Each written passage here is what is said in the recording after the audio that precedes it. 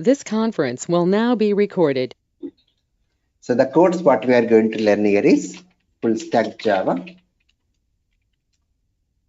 So this codes I've divided into some contents, like initially we go with core Java, even we call Java SC standard edition.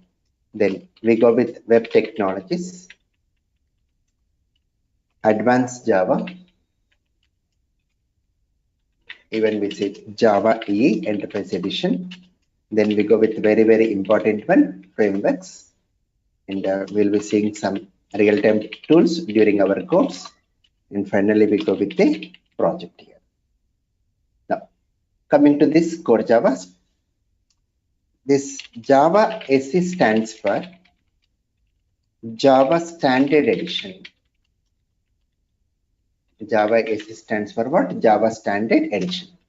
And the main use is used to develop standalone or desktop applications. Used to develop standalone or desktop applications. So can anyone take examples of standalone applications?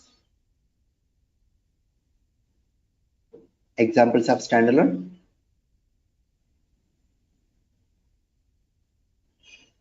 We don't have any idea, sir. No idea. So this is we have already used those applications like Notepad, Paint, MS Office like Word, Excel, Calculator. All these are standalone. Means once we install, we need not connect to other system to run that application. Got it? Right? So such type of applications only we call standalone or desktop applications. Right? To develop these standalone applications, we go for this core Java. And the contents what we are going to discuss over here is we initially start with Java introduction. Then we go with Java features. Then we'll be learning how to download and install Java. How to download and install Java. We are going with Java 16 version. Then we'll be learning about developing a Java application. Developing a Java application at command prompt. So since in my case I'm having Windows operating system, I'll be showing it command prompt, and even I'll be guiding you how to work with Linux or Mac.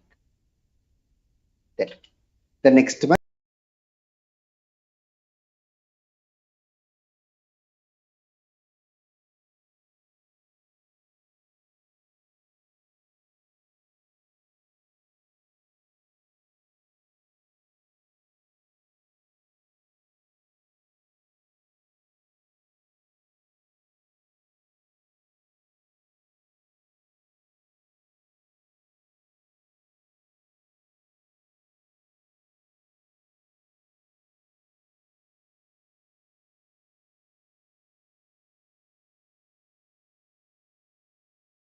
We'll be learning about how to download and install Eclipse IDE. In our course, we are going to make use of Eclipse IDE to develop Java applications.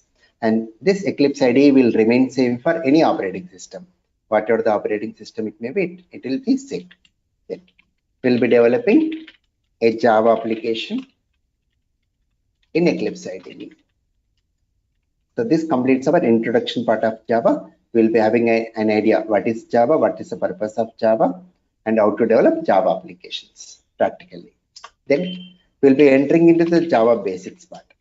So the people who are not having any background of programming can understand over here Java basics, where we'll be learning about the meaning of keywords, variables, operators, then if statement, switch statement, then while loop, do while loop, for loop, like this. So this is the place where we go with more of programming, and this is the place where we increase our programming and logical skills. And once you start with the basics, I'll be giving the assignments to you that we need to do it and submit it back to us. The next one, arrays. So anyone having idea on arrays?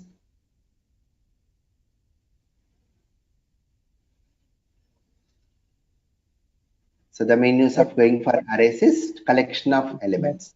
Whenever you want to collect some data, we go for arrays. Then the next and very important one, Java OOP, means object oriented programming. So this is the main thing for Java. If you are good with this Java object oriented programming, you can easily manage the remaining topics of Java. This is the base for our Java. Here we'll be learning about the meaning of classes, objects, then constructors, static keyword, packages, inheritance, polymorphism, final keyword, inner classes, access modifiers, encapsulation, abstract classes, interfaces like this. So this is very important one. This will take totally 5 to 6 classes for us. Okay. The next one, we go with LAN package. LAN package, where we discuss some of the predefined classes like object class, string class, string buffer class, string builder class, math class, wrapper classes. It is a very simple topic. Next and one more very important one, exception handling. The meaning of exception is like a runtime error. Once we write the program, we have to run our application to see the result of our application. So during runtime, that situation only we call runtime. So during that time, due to some abnormal situations, we get some errors. Those errors we call runtime errors, and even we call exceptions. If you get an exception, the program or the application will get terminated. So to avoid that abnormal termination only, we go with exception. One more, multi-threading. So can anyone take examples of multitasking? Examples of multitasking.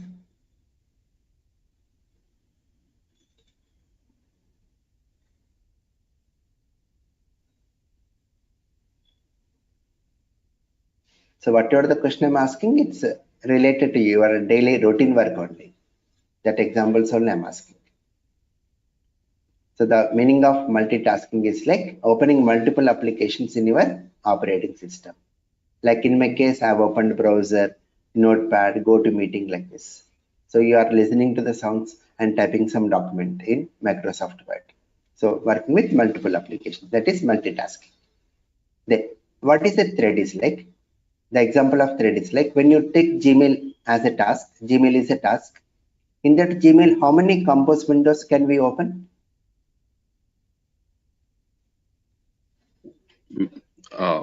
At a new tabs as well. Yeah, multiple, right? When you open Gmail, in Gmail, how many compose windows we can open? Multiple, right? We can open multiple. Every compose window what you open in Gmail, it's a thread here. It's a thread. Threads are part of one task. And when I'm attaching, can we attach only one file or can we attach multiple files at a time? In Gmail, I'm asking about Gmail. Multiple files, sir. Multiple, right? We can attach multiple. So when one attachment is going on, I can even attach one more like that. We can, when attachments are going on, I need not wait for one thing to get complete. We can even attach multiple files. And when attachment is going on, I can even type the subject and body of the message also, because attachments are also threads here. The advantage of going for multi-threading is to increase performance of applications. One more good example of threads are like our GoToMeeting only. In this GoToMeeting, it's a task. I can show my screen to you. It's a thread. I can speak with you. It's a thread. I can record the class. It's a thread. So simultaneously doing multiple things in one task. That means the application supports multi-threading. The next and one more important one, collections. So arrays are also used to collect the elements. Collections are also used to collect the elements. When we go for arrays, in order to collect elements, we have to mention the size, how many elements we want to collect. Like example, if you say 50, we can collect only maximum 50 elements. We cannot decrease or increase the size. But in collections, we can collect variable size, not at all fixed. How many elements we want to collect, we can collect. So in reality, we make use of collections more over arrays. Any project you take, we make use of collections in that. Okay. The next one, we go with the lambda expressions.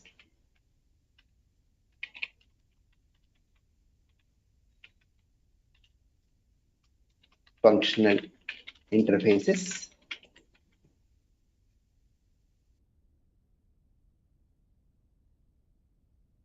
Stream API.